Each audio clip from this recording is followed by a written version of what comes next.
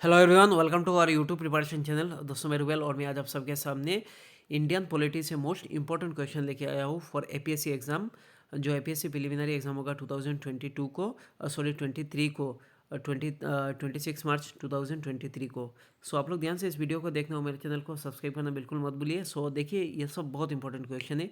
सो उसके बारे में मैं डिटेल में बताऊंगा। सो वीडियो शुरू करने से पहले बोल रहा हूँ, जिन्होंने मेरे चैनल को सब्सक्राइब नहीं किया वो लोग फिर से बोल रहा हूँ, इस चैनल को सब्सक्राइब कीजिए। सो देखते हैं हम लोग क्या क्या क्वेश्चन है, क्या क्या इंपॉर्टेंट फैक्ट है। आप लोग कॉपी लेके बैठ जाना, मैं मतलब उसका इंपॉर्टेंट फैक्ट भी बता दूंगा, लिख लेना आप लोग। सो देखिए, जो फर्स्ट क्वेश्चन है, हु हेड्स द नीति आयोग एज इट्स चेयरमैन। सो नीति आयोग का जो हेड मतलब चेयरमैन कौन है, chairperson. Option A president of India, option B prime minister, option C finance minister, option D minister of planning. So इसमें जो राइट आंसर होगा वो है प्राइम मिनिस्टर। ध्यान रखना, the chairman of NITI Aayog is prime minister, बहुत इंपॉर्टेंट है। और नीति आयोग मतलब प्लानिंग कमीशन को चेंज करके नीति आयोग बनाया गया कौन से तारीख को, 1 जनवरी 2015। ध्यान रखना, बहुत इंपॉर्टेंट है ये सब, 1 जनवरी 2015। नेक्स्ट क्वेश्चन हम लोग देखेंगे। नेक्स्ट क्वेश्चन देखते हैं, question number 2। Which one of the following is the CEO of the Niti Aayog. Niti Aayog के सीईओ कौन है अभी। So option A Arvind Mehram, option B Rajiv Mahrishi, option C Amitabh Kant, option D none. So इसमें जो राइट आंसर होगा वो है ऑप्शन डी नान। ध्यान रखना, ऑप्शन डी करेक्ट होगा, क्योंकि अभी जो रिसेंट जो सीईओ है वो है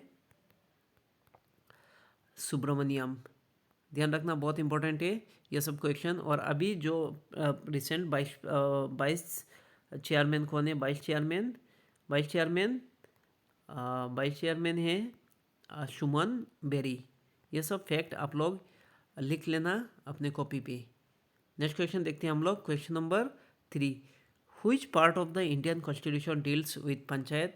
नीचे दिया गया कौन सा पार्ट जो डील करता है कॉन्स्टिट्यूशन में पंचायत से related. Option A part 9, option B part 10, option C part फिर से पार्ट 9 हो गया, part option D part 11। So इसमें जो राइट आंसर होगा पार्ट 11। ध्यान रखना, पार्ट 11 डील्स विथ पंचायत राज।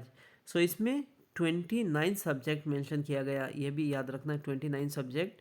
पंचायत राज, जो पंचायत राज में 29 सब्जेक्ट होता है, और जो म्यूनसिपैलिटी पे उस पर 18 सब्जेक्ट रहता है। सो ये भी इंपॉर्टेंट फैक्ट है। Next question.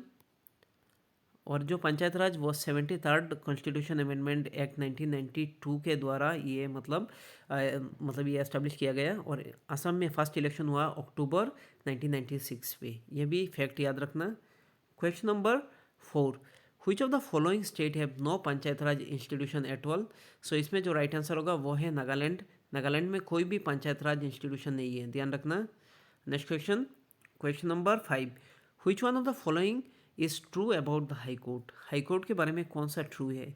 So option A it has original and appellate jurisdiction, option B it enjoys the power of judicial review, option C it acts as a court of law, option D all of the above. So इसमें right answer है option D all of the above. ध्यान रखना, सो इसमें original और appellate jurisdiction दोनों है। Original jurisdiction पे कह सकते हैं हम लोग, जैसे रिवेन्यू मैटर हो या मैरिज से रिलेटेड हो, ये सब ओरिजिनल जुरिस्डिक्शन है, ध्यान रखना। और एपिलेट तो होता ही है, और यह जुडिशियल रिव्यू भी है, और it act as a court of law, ये तो बहुत ही सिंपल है।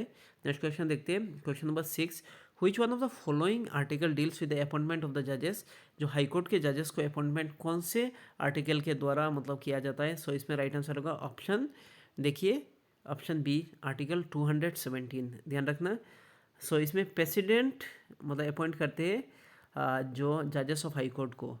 ध्यान रखना, आफ्टर कंसल्टेशन विथ किसके साथ, चीफ जस्टिस ऑफ इंडिया और जो गवर्नर ऑफ स्टेट उसके साथ, और chief justice of high court से भी परामर्श लेते हैं।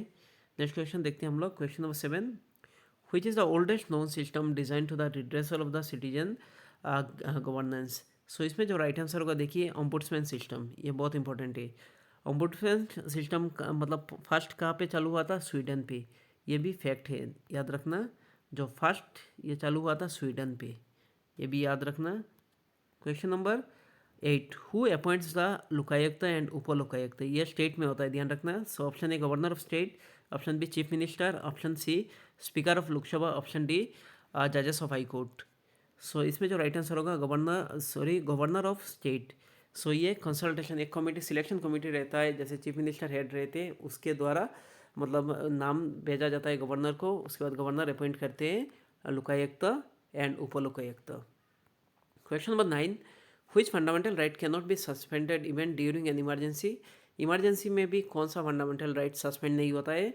सो option A right to speech, option B right to life, right to religion, option C right to equality, option D right to life and personal liberty. So इसमें जो right answer होगा वो है option D, right to life and personal liberty. और ये article 21 पे mention किया गया, ध्यान रखना, बहुत इंपॉर्टेंट है ये article. Question number 10, the fundamental duties are mentioned in. Fundamental duty mention किया गया कौन से आर्टिकल पे।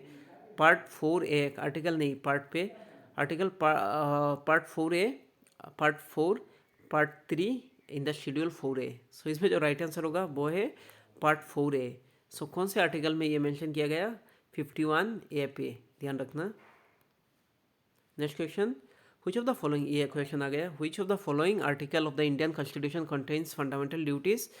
सो इसमें जो राइट आंसर होगा वो है, देखिए ऑप्शन बी, यानी 51A। सो ये भी मोस्ट इंपॉर्टेंट क्वेश्चन है। Question number 12, which of the following article of the Indian Constitution contains the right to religious freedom। Option A article 25 to 28, option B article 29 to 30, option C article 32 to 35, option D article 23, 24।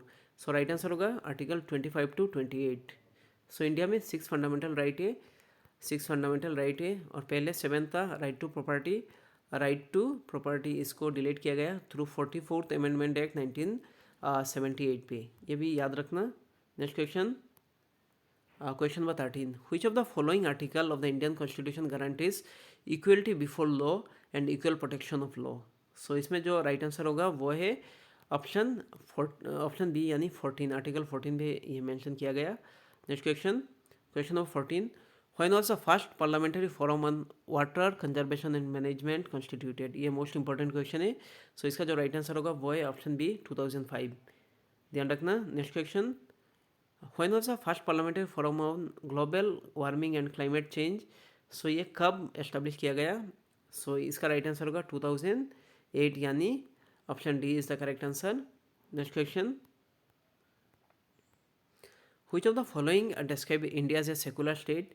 Fundamental right, directive principle of state policy, 5th schedule, preamble of the Indian constitution. So इसका जो right answer होगा preamble of the Indian constitution through 42nd amendment act जो हुआ था 1976 पे। सो इसके द्वारा secular ये वर्ड ऐड किया गया प्रीएम्बल पे। Next question, question number 17, which of the following amendment act amend the preamble of the Indian Constitution। सो अभी बोला मैंने। सो इसका जो राइट आंसर होगा वो है article option B, 42nd amendment act 1976। Next question, question number 18, when was the first parliamentary forum on youth constituted। इसका जो राइट आंसर होगा वो है 2006। मोस्ट इंपॉर्टेंट क्वेश्चन है ये सब। सो यानी option C is the correct answer. Question number 19, which of the following article of the Indian Constitution deals with the Constitution of the Parliament of India। Option A article 73, option B article 78, option C article 79, option D article 72।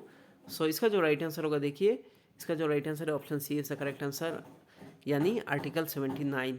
Next question हम लोग देखेंगे, which of the following article deals with the composition of the Council of State यानी Rajya Sabha and the manner of the election of its member। सो option A article 82, option B article 81, option C article 90, option D article 80। So इसका जो right answer होगा वो है option D article 80। सो आज के लिए इतना ही। Thank you so much. इस वीडियो को ज़्यादा से ज़्यादा शेयर कीजिए क्योंकि ये मोस्ट इंपॉर्टेंट क्वेश्चन है। सो हम लोग मिलते हैं फिर से नेक्स्ट वीडियो पे। So thank you so much.